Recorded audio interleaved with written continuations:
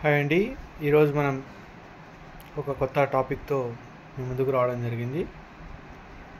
Initial public offering గురించి ఈ వీడియోలో మనం కొన్ని ఆస్పెక్ట్స్ తెలుసుకుందాం.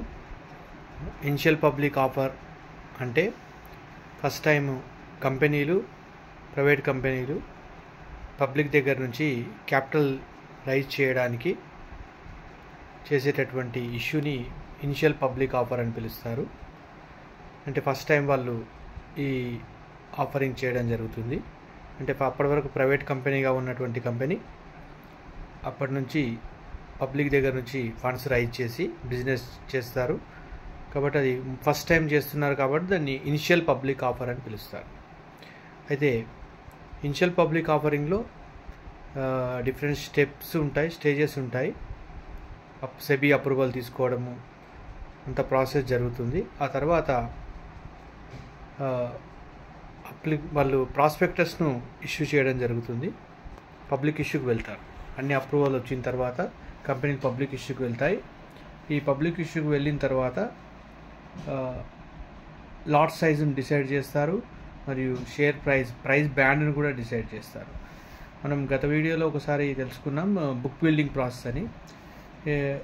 ఈ ఐపీఓలో ఖచ్చితంగా అప్పర్ లిమిట్ లోవర్ లిమిట్ తోటి ప్రైస్ బ్యాండ్ ఫిక్సేషన్ చేయడం జరుగుతుంది. ఇన్వెస్టర్స్ ఏ ప్రైజ్కు షేర్స్ కొనాలనుకుంటారో ఆ ప్రైజ్ను కోట్ చేయాల్సి ఉంటుంది. అయితే ఎవరైతే ఇన్వెస్టర్స్ షేర్స్ కొనాలనుకుంటున్నారో ఇది మామూలు సెకండరీ మార్కెట్ కాకుండా ఇది ప్రైమరీ మార్కెట్ అంటాం. మనం ఫస్ట్ టైం ఐపీఓ వెళ్ళేదాన్ని ప్రైమరీ మార్కెట్ అని పిలుస్తాం. అక్కడికి ఇక్కడికి ఒక చిన్న డిఫరెన్స్ ఉంటుంది. సెకండరీ మార్కెట్లో మనం ఎంత క్వాంటిటీ అయినా కొనుగోలు చేసుకోవచ్చు. కానీ ఐపీఓలో మాత్రం నిర్ణీత లాట్ సైజు మాత్రమే కొనాల్సి ఉంటుంది. 1-2 షేర్స్ మనం కొనడానికి అవకాశం ఉండదు. వాళ్ళు నిర్ణయించినటువంటి లాట్ సైజు ప్రకారంగా పబ్లిక్ వాటికి షేర్ అప్లికేషన్ను చేయాల్సి ఉంటుంది. కాబట్టి ఈ సెకండరీ మార్కెట్కి ప్రైమరీ మార్కెట్కి అదొక ప్రధానమైన డిఫరెన్స్. సెకండరీ మార్కెట్లో మనం ఈవెన్ ఒక షేర్ కూడా కొనుక్కోవచ్చు లిస్ట్ అయిన తర్వాత. కానీ లిస్ట్ కాకముందు ప్రైమరీ మార్కెట్లో పబ్లిక్ ఇష్యూకి వెళ్తున్న కంపెనీల నుంచి మనం లాట్ సైజ్ డిసైడ్ చేస్తారు. వాళ్ళు ఇచ్చిన లాట్ సైజ్ ప్రకారంగా షేర్స్ కొనుగోలు చేయాల్సి ఉంటుంది.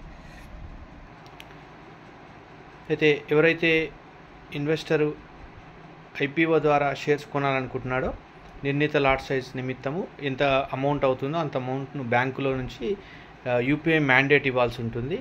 ఒకసారి మనం త్రూ మన బ్రోకర్ ఎవరైనా డిమాట్ అకౌంట్ ఎక్కడైతే ఉంటుందో ఆ బ్రోకర్ ద్వారా మనము బ్రోకర్లో ఐపీఓ సెక్షన్ ఉంటుంది. ఐపీఓ సెక్షన్ ద్వారా మనము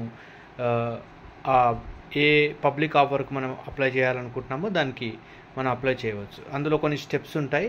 ఆ స్టెప్స్ను ఫాలో అయిన తర్వాత ఆటోమేటిక్గా మన అప్లికేషన్ అనేది సబ్మిట్ చేయడం జరుగుతుంది.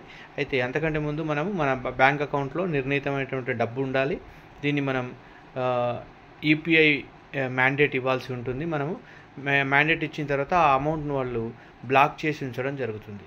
ఈ బ్లాక్ ఎప్పటి వరకు ఉంటుంది అంటే అలాట్మెంట్ ఆఫ్ షేర్ వరకు ఉంటుంది. ఒకవేళ మనకు షేర్స్ అలాట్ అవుతే ఆ అమౌంట్ కంపెనీ వాళ్ళు తీసుకుంటారు. అదర్వైజ్ ఆ బ్లాక్ను రిలీజ్ చేస్తారు. అంటే అమౌంట్ రిఫండ్ అవుతుంది. ఇది 3 to 5 డేస్ బిజినెస్ డేస్ పడుతుంది. కాబట్టి ఈ ఐపీఓలో మనం షేర్స్ కొనాలనుకున్నప్పుడు యూపీఐ మ్యాండేట్ ఇచ్చిన తర్వాత ఆ అమౌంట్ బ్లాక్ చేస్తారు. బ్లాక్ చేసి అలాట్మెంట్ వరకు చూస్తారు. అలాట్మెంట్ అయితే ఆ డబ్బులు కంపెనీకి వెళ్తాయి. అదర్వైజ్ మనకు రిలీజ్ అవుతుంది, రిఫండ్ అవుతుంది అమౌంట్.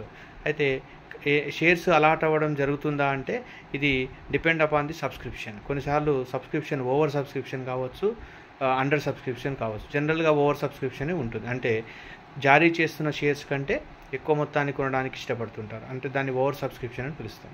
అప్పుడు వాళ్ళు ప్రోరేటా బేసిస్ ఫాలో అయ్యి దామాషా పద్ధతిలో షేర్స్ను అలాట్ చేస్తూ ఉంటారు. ఫర్ ఎగ్జాంపుల్ 4 షేర్లు అప్లై చేసుకున్న వాళ్ళకు 2, అంటే 8 అప్లై చేసుకున్న వాళ్ళకు 4, ఇట్లా సమ్ రేషియోను వాళ్ళు ఫాలో అయ్యి దాని ఆధారంగా షేర్స్ అలాట్మెంట్ అనేది జరుగుతుంది. ఇది ఐపీఓకి సంబంధించినటువంటి విషయం. థ్యాంక్ యూ అండి. నెక్స్ట్ వీడియోలో మరొక టాపిక్తో మనం కలుద్దాం. Thank you.